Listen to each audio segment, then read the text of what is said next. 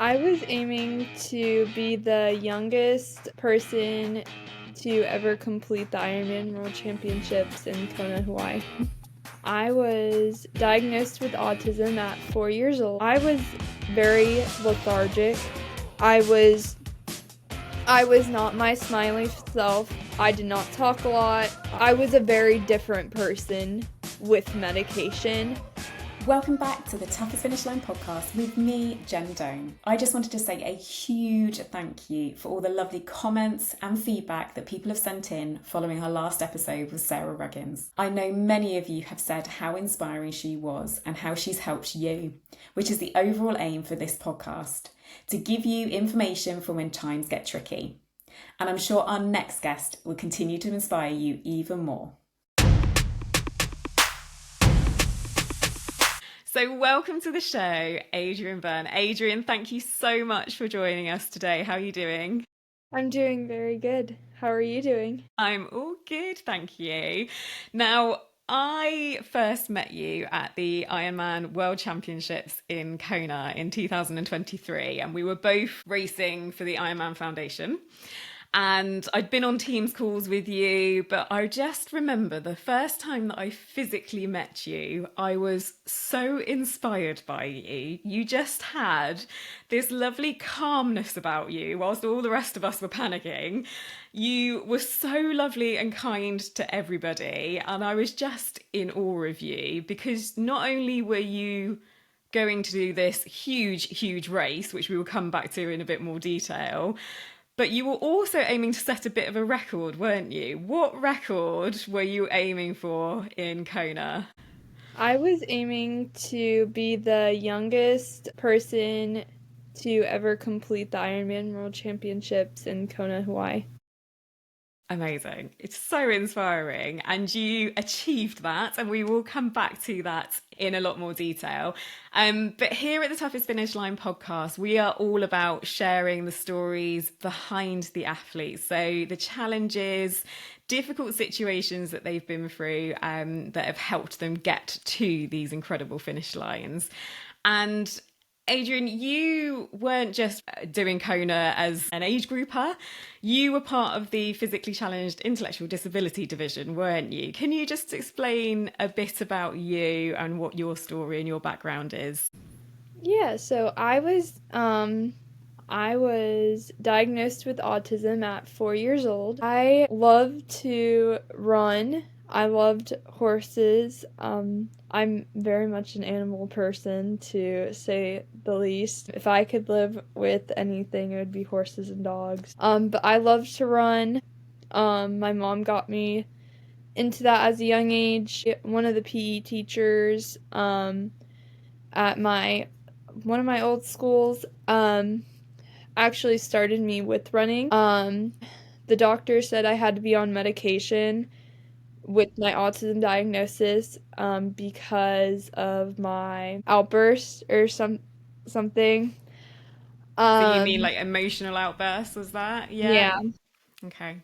So the PE teacher, she said, if you run a mile, like if you run around the parking lot, you'll get like a plastic foot. So then it was something tangible. I loved it. It was a great reward at the end. I filled that whole necklace up. So they were little charms, weren't Little they, that you charm. were given? Yeah. Yeah, so I was very loving running after that. My mom actually did not tell anybody that they weaned me off of the medication. Yeah, so that was going to be one of my questions because obviously you mentioned that you were put on medication, weren't you? And I know I spoke with your mum at one of the events we were at, and she mentioned about putting you on medication. And I know there's a lot of people who are going, do we go on medication? Do we not go on medication? Do we put our children on medication? How was it for you and for your parents? I was very lethargic, very tired on the Yeah. medication. I was not my smiley self. I did not talk a lot. I was a very different person with medication. But the teachers at that school said that that was okay. Like, not had no I had no clue probably what autism was. Yeah. Um, a lot of people don't. It's a spectrum. Um, it goes to various people. I'm on the mild side, so I could talk and be calm. My autism is facial, so I don't really tell you things, but when it's facial, um I will I will have a face, but people with autism sometimes don't talk, they fidget, like sometimes I fidget when I get nervous or I scratch my hand. I always have to have a fidget around me during these like a big race week because it gets everybody nervous. Of course, yeah. Um but it's just you're treated like a person. Like you just need people need to be treating people with autism or with an ability like a person. A lot of people are very smart. With a lot of people, um, but with autism in general, I think everybody has their outlet. Like you focus on one thing and that's your one thing. Like sometimes it's people are really good at math. Some people are really good at reading or writing or history or like video games or making cars or some like Elon Musk has autism and he just like it's great to follow Elon's journey because he has autism and I'm like, "Oh, well people can do amazing things with an ability to do a lot more than you're capable of." And the first thing is the doctors are very negative to everybody. The doctors were very negative to my parents. um when I was younger they said I could not talk, I could not eat by myself, drive a car, graduate, walk, like run, do anything. You'll need assistance everywhere you go. So now I have my license. I am graduated from high school. I am driving. Yeah. I can do a lot more I can do a lot of things. Yeah. Um, but my parents are my backbone. Like they are fighters for Yeah. me, and my sisters are really good too. But never limit anybody. Never judge a book by its cover. Like never do boundaries. Like everybody's good at not everything, but everybody's good at a thing. If you try something that you really like and you really enjoy it. And that was triathlons for me. Yeah. Or running. Yeah, definitely. And I think so in my day job as a speech and language therapist, somebody once said to me, if you've met one person with a diagnosis of autism, you've met one person with a diagnosis of autism because everybody is so unique and it is exactly that about getting to know the individual and not just assuming because they've got a label of whatever sort that they fit into this box and that's exactly how they're going to be. And definitely you are a true sign of that, of just how much you can achieve.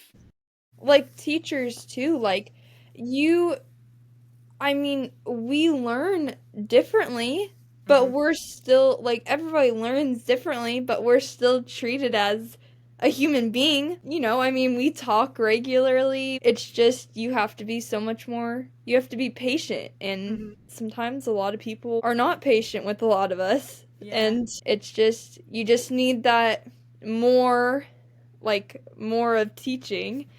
I had to teach Doug a lot of stuff before he could work with me and do stuff. Yeah. So But we'll yeah. come back to Doug in just a second about who Doug is and how he is such a big part of your life now and has helped you so much. But I just want to talk a little bit more, Adrian, because you kind of touched on it, that just some of the challenges that you went through. So you mentioned about outbursts, you mentioned about not being able to talk. What were some of the challenges that you've had to overcome when you were younger?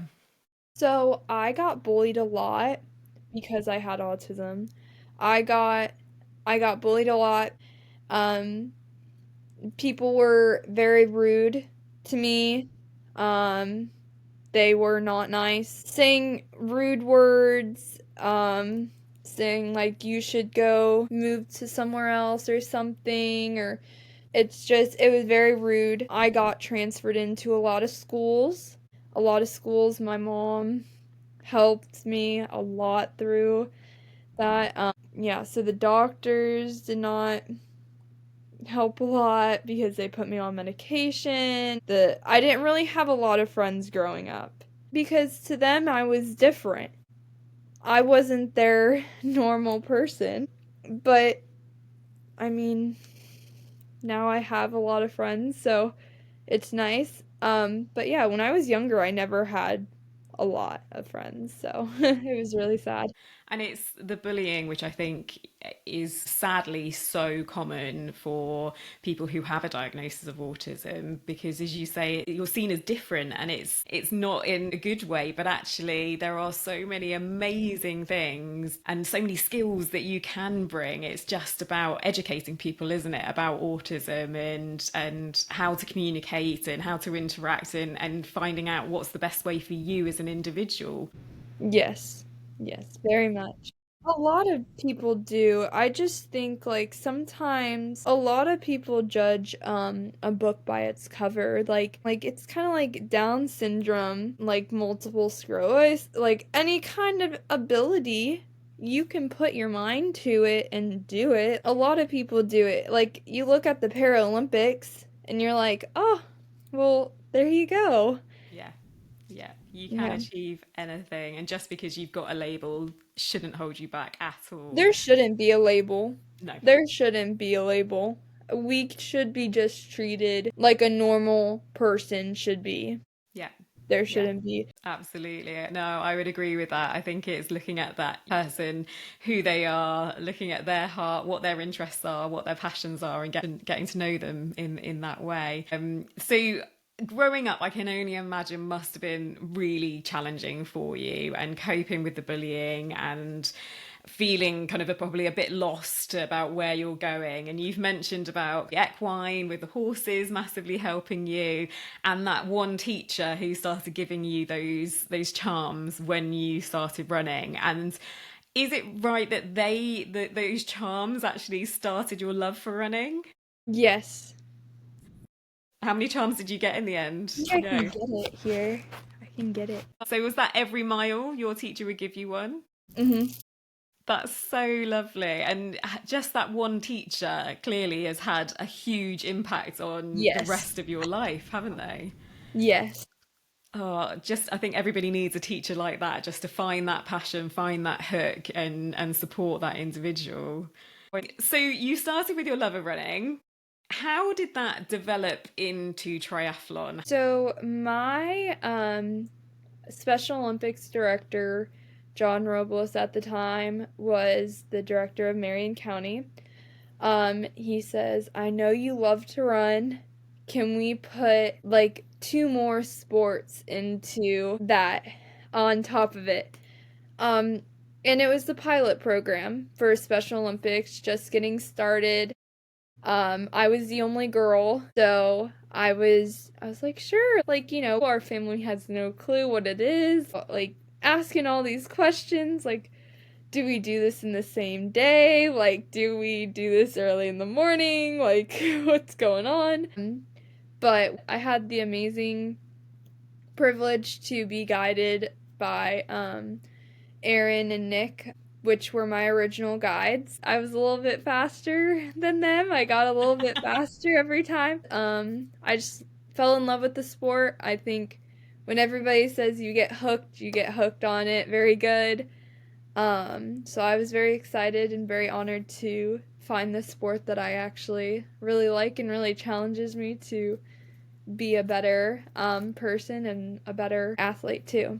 Great. And it's, again, I think it's just those individual people who just you resonate with and you relate to. And like your teacher, they can help you in so many ways. And you just need that one person, don't you, to just really support you. And then, yeah, the rest is history, and your whole athletic career is written.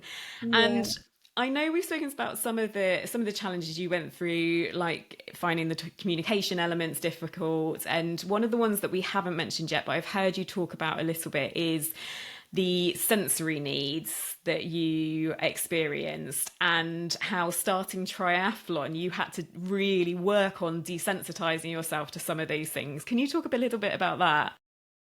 Yeah, absolutely. With autism, like a lot of times I get sensory overload. Another word is overwhelmed. I get overwhelmed very easily. I think I have anxiety also, anxiety and autism. You know, when a car is so close or just a lot of loud noises, um, or lights flickering, like anybody like screaming, or the cars are so loud. I've gotten better, but when I was younger, I did not like it. I could not have it. In Kona, it was a lot more. It was difficult to Mm, get to Javi the first time, like when we yeah, were practicing, because the cars were on the road and they were going full speed. yeah, Um, that was overwhelming. That was a lot of yeah. overstimuli. And I was going to say that going into any triathlon where you've got crowds cheering, you've potentially got starter guns or cannons going off, which are noisy. You've got athletes around you, in the swim start where it's absolutely carnage. When you're an athlete with sensory needs, how do you cope with that? I mean, so in Kona, my coach was like, okay, the cannon goes off. You're just going to swim through it. Like, you're going to swim through it because we're not treading water and I don't want to have panic attack in the water. I have a fidget. I always have a fidget carrying me around. It's um something that like gets on my mind. I have a fidget. I feel like you have to run. Like you just run. You can't do anything. Like you just Push have through it. to cope with it. Like Hmm. that's Yeah. the reason why I have a guide to help me through all those challenges. I don't really call him a guide. I kind of call him like a built-in best friend, kind I of. love that. Like it's kind of a way to be like, okay, I have this person that can help me through a lot of the challenges. And like luckily I'm very honored that we are first after the pros, Hmm. because that's what really gets me is the athletes just going in the water, like running in the water and Yeah. swimming. Um So when you say and first after the pros, you mean that your group that you start with, it's the yes. pros that go off, and then it's you. So before the swarms come behind you, which, Yes. having been in that swarm before, it is quite a scary place, and I can imagine that would really increase that anxiety for you. Yes. Yeah. I it Swimming has always been my weakest link. I don't think I've ever been good at swimming. Um I think a I lot of look up people would relate to that they find swimming really tricky, and it's I the look tricky up part of to triathlon. Lucy Charles a lot to see Hmm. what her swim stroke is, and I look up to Katie Ledecky to see what her swim stroke is. I'm getting better. Lucy has arms that she can just swim, like she's used to it. I'm used to like the land part, like running Yeah. and stuff, but no, it's a good challenge, but Yeah. it's just a lot when you have people like people have tried to drown me, kind of like they swim over top of you. They like it's just a lot commotion at the It is. same time. Like Yeah. that's the reason why we go off um the third thing. Yeah. We Yeah. just are out Yeah. on the amount so we don't have to deal with that until probably like the turnaround apart. Hmm. So, which Yeah. is nice. Yeah, definitely. And I think it's finding that coping mechanism, isn't it, that helps you as an individual to deal with whatever's coming your way. So you've got your fidget toys. Mentally, you are so tough in terms of talking yourself through it. You've got your guide Doug there to help you through. Did you have things like occupational therapy and things as a child growing up to try and help with that? I had therapy to help with a lot. I had tubes in my ears, so my ears would have a lot of infections, ear infections when I was younger. So if I that's the reason why I wear earplugs every time, because I do not like having people touching my ears. What does it feel like for you when somebody is touching your ears? One time I had to do, like, it's called the Healthy Athletes for Special Olympics. I had to do volleyball 1 year for Special Olympics, and my cousin and my friend wanted me to do this hearing test. Um, I went in there. After that, I had a complete meltdown. Do not like it, hate it, or do not like people touching No. And you just anything. get that panic and Just get that overwhelming panic. anxiety. Yeah. Mhm. Yeah, absolutely. So, I mean, Adrian, I think it's just extraordinary how you've come through all of these things with the talking, with the bullying, with the sensory needs, and you're able to just overcome all of that and are hammering it through the world of triathlon at the moment. I've been wearing Luca's cycling kit for around a year now, and it's genuinely benefited my training so much. Luca is a premium women's cycling wear brand created by women for women. Born from the frustration of ill-fitting gear and the outdated shrink it and pink it approach, Luca is here to set a new standard. For performance, for design, and for women, their pieces are made to move with you. Crafted in Portugal from high performance Italian fabrics, tested by a community of female cyclists, and worn by GB athletes like Sian Rainsley. It's more than cycling wear.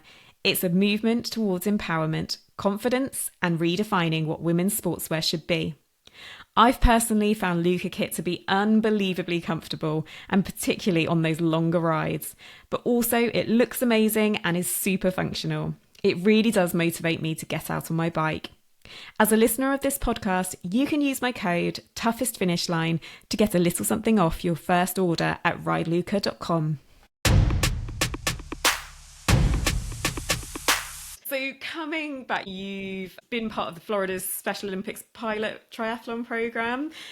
How did you then end up in Kona at the Ironman World Championships, which is known as one of the most brutal races that is out there? Why that race? How did you come to it? So I think a lot of people know who Chris Nikic is. I dated Chris for 2 or 3 years. So I went to Kona to watch him race. I felt very intrigued with that. I was like, I want to do this one day. Like, this sounds super cool. So I just got inspired by him. I mean, I was in high school, so not many people in high school, well, a lot of people in high school would not are not like me because um I had to train a lot and I was the youngest one to do it. But the Ironman Foundation were saying, like, okay, like, you're 17 at the time, you have to be 18. We have to get you into a 70.3 so you can do it. We can know how you race and stuff. So I did Sandusky to qualify for Kona, and I finished that. And then the training begun. I mean, we had a lot of training to do. So, like I said, Ironman is a job. Um, Mhm. Yeah. it's really, really is. When you're training for an Ironman, it's so everything is so much more. Mhm. Your Mhm. laundry's so much more. Your bottles are so much more. Your everything is so much more. But I mean, I feel like if you have the people around you that do that training, it's so much more fun. It's so much more easier because on the harder days, then you're like, oh, like I know I can do this, but I have people around me that are like motivating me. Yeah.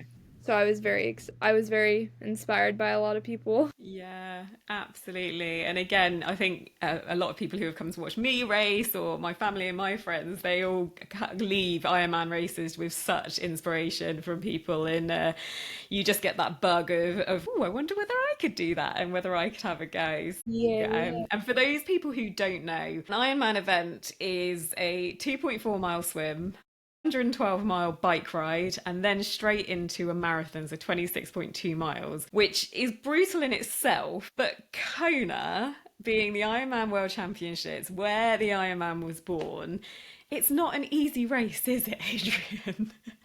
How was the race for you? What were some of the types of things that you had to cope with on that race? So my family, it being the family that we are a stick together. They are a very, very good at knowing what I need, knowing how to need it. My dad has actually been doing the bike stuff, like doing the water bottles, knows what's in the water bottles. So he'll do that first thing in the morning. So when he gets up and gets ready, he can get all the bottles ready to go, know what's in all the water bottles, the gels, the nutrition, everything goes into it.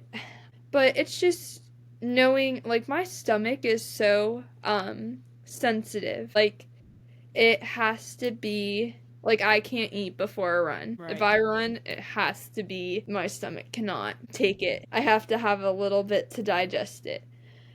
Um, but on the bike, I'm totally fine. It's interesting, isn't it? So, on the bike you're fine, but in the run it's kind of tricky, which a lot of athletes struggle with their digestive system as part of day to day. Getting the nutrition right is really, really difficult. But I imagine that's linked with the sensory needs that you talk about in terms of the taste and the smell of foods going in, and your interoception, so what's going on inside, of feeling like this is okay to tolerate, which is hard enough as it is, let alone when you're in a really hot, long race. And but that's part of the reason that Doug is with you, isn't it? So Doug, we've mentioned a few times throughout this interview, and you describing him as one of your best friends is so lovely, because you can see that relationship. So when I met him at the World Championships last year, he's just such a lovely guy, and you two really have that connection and that relationship. And I'm sure he's helping you with the nutrition elements, A lot. for sure. But A lot. what type of things was Doug doing during that race to help you get to that finish line? So how he helped me through Kona is so on the bike, one of my coping skills is I'm on his wheel on the bike.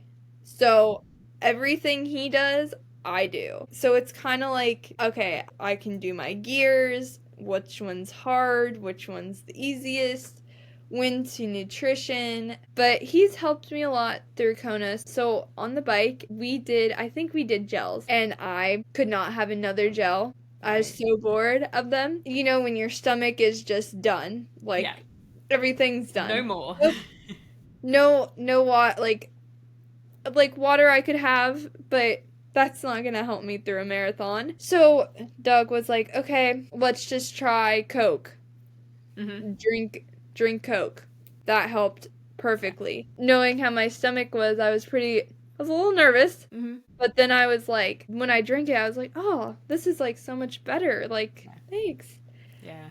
And I Um, think I've heard you speak before about how Doug, he's he's just that step by step breaking it all down for you, isn't it? Because is it right that when you're getting so many instructions and thinking I've got to do this, it can be quite overwhelming doing that by yourself? so some of the coaches that I've worked with are very technical. Hmm. Like they will speak in big words, and I'm like, I have no clue what you're saying. That How do I, understanding and the yeah, processing of how do I instructions say is it? challenging.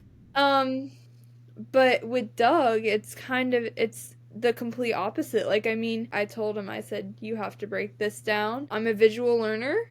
I can do a lot of things if you show me how to do these things. Yeah. Yeah. And he just Yeah. knows you inside and out to know how to break those instructions down, and he gives that visual model to you, doesn't he, that Yes. you're needing. And again, it's just that one person who you really connect with, who has helped you through so much, to get to those finish lines. And so I was racing with you, in Kona, and I mean, it was a brutal race, as Kona always is, with their wind I changes. feel like it's a legendary race though. Absolutely, it's Like, brutal, but it's iconic, isn't it? but it's like you have to have, I feel like in a race you have to have challenges. Definitely. Like you do. In Kona there's a lot, but I mean, once you finish the race, you're like, "Oh, like this is great. Like the Yeah. finish line is Yeah. unbelievable." So Like that was going to be one of my questions, that after you've been through all of that, like suppressing your anxiety, coping with all the sensory needs, you've coped with the heat, the wind, it becoming pitch black, out at the energy lab. What did it feel like to you running down that red carpet? man, I had a lot of emotions. I was so I felt like I wanted to cry. I was so happy. I was so it was just a unforgettable feeling like, okay, somebody with autism or anybody can do it. Like, and I'm like the youngest, so I was super excited. But I mean, it's just an unforgettable feeling. Like, it makes you, like, you see pictures of it and you're like, oh man, like, I was there and Yeah. I did it. And I just felt very, um, overwhelmed, and I was super excited to I'm very excited to race it again, but extremely honored by the Ironman Foundation for giving me the privilege to race this race. Yeah. So the Ironman Foundation, I raced with you, in Kona, and in Nice at the World Championships through the Ironman Foundation, and the work they do is absolutely incredible, isn't it? Do you want to just tell us a little bit, about what you've learned about the foundation and the work they do? What I've learned about the Ironman Foundation is the people there are just the most positive people ever. They know how to get things going. Um, But I mean, they put on such extraordinary things, like learning how little kids can swim, to help them swim, to help them bike, to just like anywhere you go, in any race, they are willing to help you throughout the race. So I'm very honored to be racing with them. Yeah, so for people who haven't heard of the Ironman Foundation, they're an amazing charity who give back to race communities. So anywhere that's held a race, they will, donate funds to do swim lessons for children, who wouldn't necessarily be able to access swim lessons in their typical lives. They buy bikes for children, they support the volunteers who support the races, which is such vital work, and just gives back to that community. And you actually went and did a swim lesson, did I see the other week? Were you Yes, I supporting the swim did. lessons? How Yes, was that? it was great. It was so good to teach a lot of people how to swim. Yeah.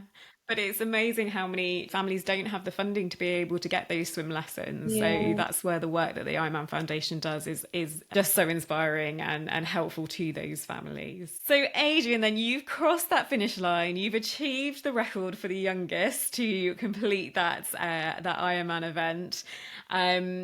So we then raced together in Nice at the Ironman World Championships last year. And I know that was a tricky race for you. Do you want to just talk a little bit about how that race went for you? The swim, I think the swim wasn't going like I was not used to rocks being in the ocean. The So stony beach part at the start line, yeah. so I went in the water. The earplug came out of my ear.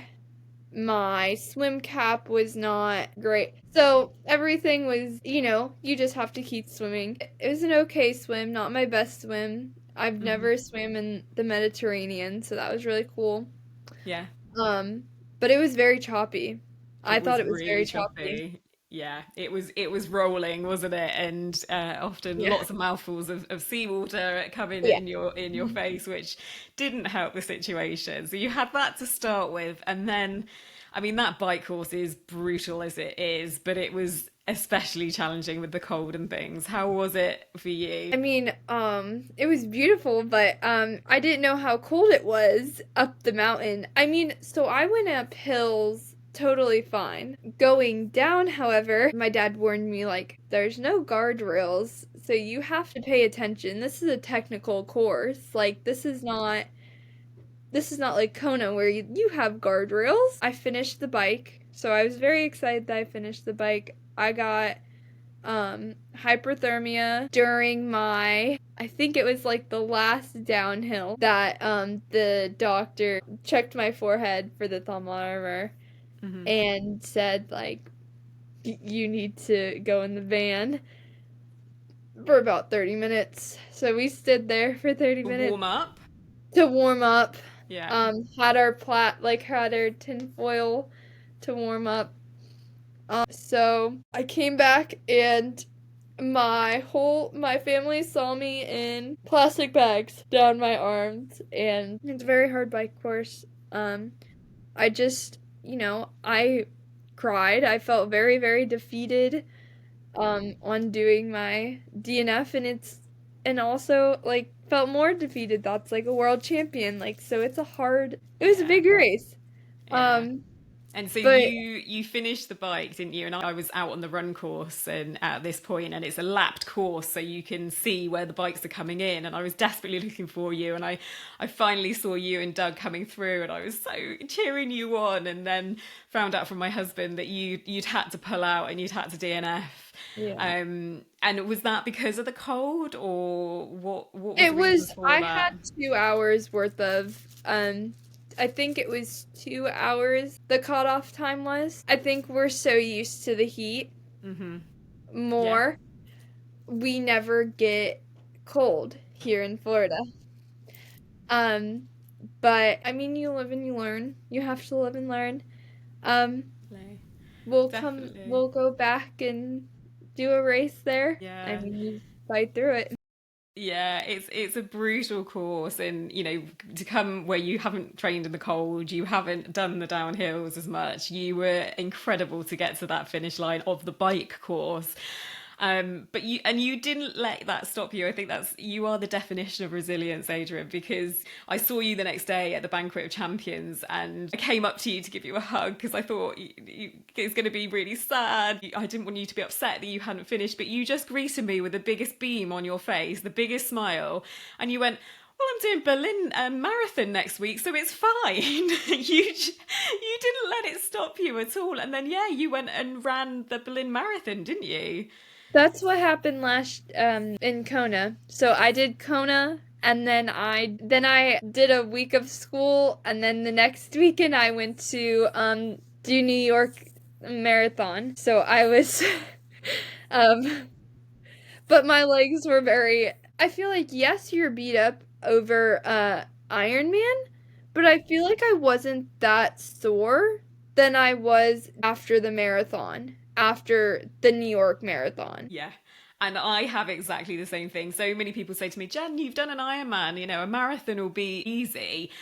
But it's different. It is different endurance, isn't it? It's a different focus on your body. But you're Whereas just running. yeah, You're not. yeah, and your heart rate zones that you're focusing on are more zone 2, zone 3 for an Ironman, whereas you're maybe gunning it slightly more for a marathon. So yeah, I mean, you just inspire me so much, Adrian, because even after a brutal race like Nice, you don't let it stop you. You just keep on going. And so one of the questions I wanted to ask you is, what advice would you give to somebody who maybe is going through a diagnosis of autism or has a diagnosis of autism, and is feeling like they're struggling and that they're struggling to kind of find a way going forward? What advice would you give them? To never give up. To, I mean, fight, fight for, um, I mean, inclusion. is a big thing. Find your people that you are friends with, but never give up. I mean, find that one thing that suits you. Like, find an outlet that you can pursue. And if it's animals, if it's video games, if it's cars, but I really inspire a lot of people to never give up on their dreams. Set your mind to something and set your dream a lot bigger. Like, you can achieve anything you put your mind to. So, Don't be afraid to set those really ambitious goals, isn't it? And as you say, it's like about finding those people like your teacher that you had, like your two triathlon coaches that you had at the beginning, that just find your niche, find your passion, and stick with those people, as they're going to help you to achieve those goals. But yeah, I love that, and just don't be afraid to set those bigger goals, isn't it? yeah. And so you're going to be racing back at the Ironman World Championships in Kona this year, which is very exciting. Are you going for another goal there, or are you continuing raising that awareness? Is that the focus? I'm hopefully going to beat my time. I do have a boyfriend, and my boyfriend was saying, you did 12:41. How about you do like 11 something? I'm like, you are so. um. So he's like, what? It's been like 2 years. Like, I'm like, you haven't done one, so don't say anything. Um. Never say never, though, Adrienne. Oh With yes. your Oh yeah. resilience, anything is Never say possible. never. Um. Oh yes. That's so inspiring, Adrian. It's just incredible. And yeah, maybe we will see that a sub 12, 11 hour time. I look forward to seeing it. I cannot wait to see where you're going to go with it, Adrian. Oh, thank you. Yeah. And so we finish every podcast with a fitness frustration. And last week we had the frustration of layering up and trying to get the layers right when you're out on a bike ride. And you don't really have that challenge in Florida, do you? But you definitely had it in Nice of trying to keep warm. And it just shows that actually it's a struggle for everyone with getting it right. Have you got a fitness frustration, Adrian? The fitness challenge is packing. I hate So to the pack. fitness frustration is packing. I Yeah. hate to pack. So do you normally do your packing, or do you have someone to help you with that? I have my mom to help me.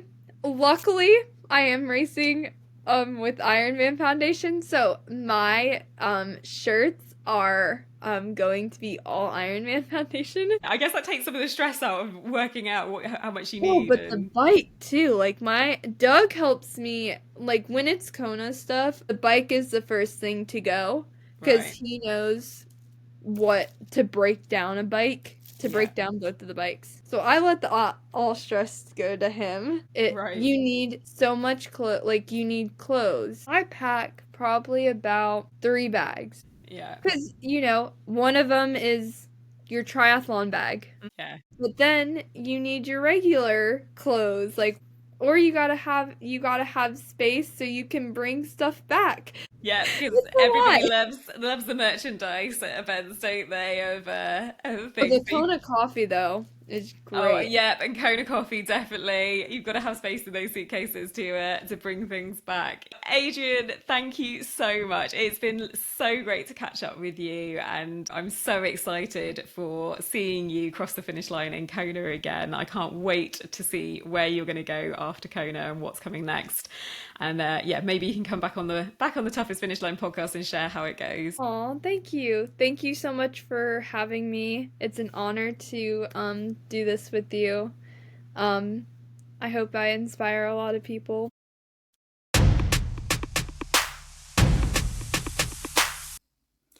A huge thank you to Adrienne for coming on and sharing her story of how she's used her diagnosis and experiences with autism to help her to become an incredible triathlete, smashing boundaries and setting records. We hope you have a good couple of weeks. We'll see you again soon.